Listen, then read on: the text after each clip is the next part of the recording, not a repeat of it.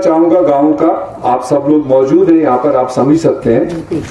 बहुत जगहों पर बहुत लोग, चाहे वो पीडीपी से कल तक वाबस्ता थे, चाहे नेशनल कॉन्फ्रेंस के साथ थे, चाहे कभी वोट के नजदीक नहीं आने वाले थे, वो आप लोग सब समझ रहे हैं।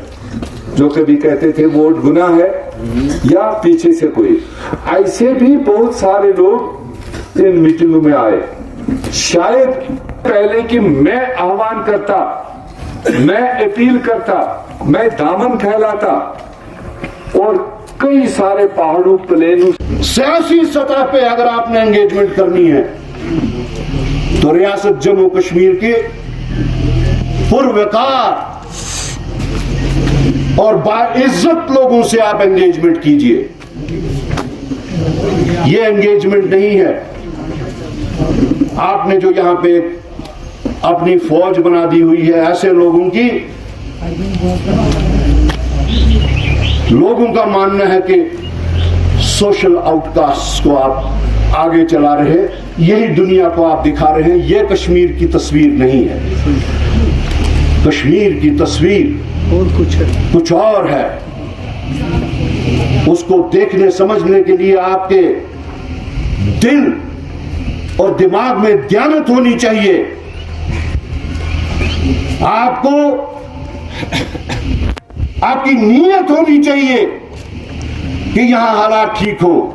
नहीं, इसमें तो खैर क्या रिएक्शन हो सकती है। G20 एक इंटरनेशनल फोरम है जिसमें 20 मुल्कों के लोग मुख्तलिफ सियासी, इक़्तिसादी और जो बाकी कनेक्टेड इश्यूज़ होते हैं, उनके जॉइंट इश्यूज़ होते हैं, उस पर हर साल हर मुल्क में उसको होस्ट किया जाता है। तो उसी सिलसिले में हिंदुस्तान में भी जब आज की इस साल उनकी बारी आई तो सितंबर में मेन इवेंट जो है वो दिल्ली में हो रहा है।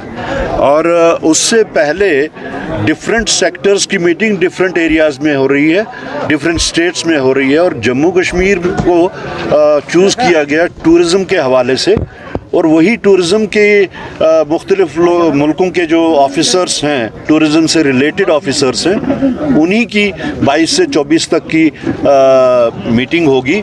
हम उम्मीद करते हैं कि उनके आने से यहाँ का टूरिज़म जो है वो उठेगा और उससे जो टूरिज़म के इससे जो रिलेटेड जो ये फील्ड्स हैं उनको भी उससे फ़ायदा होगा। तो हम तो ये उम्मीद करते हैं कि इस फोरम को रियासत जम्मू कश्मीर में अगर ये हो रहा है, श्रीनगर में अगर हो रहा है, तो यहाँ के लोगों के जो पसमानदगी है उसको दूर करने के वास्ते इस्तेमाल किया जाएगा, न कि किसी और सियासत के लिए। सबसे पहले तो इलेक्शन ना होने के ऊपर अगर बात की जाए कि इलेक्शन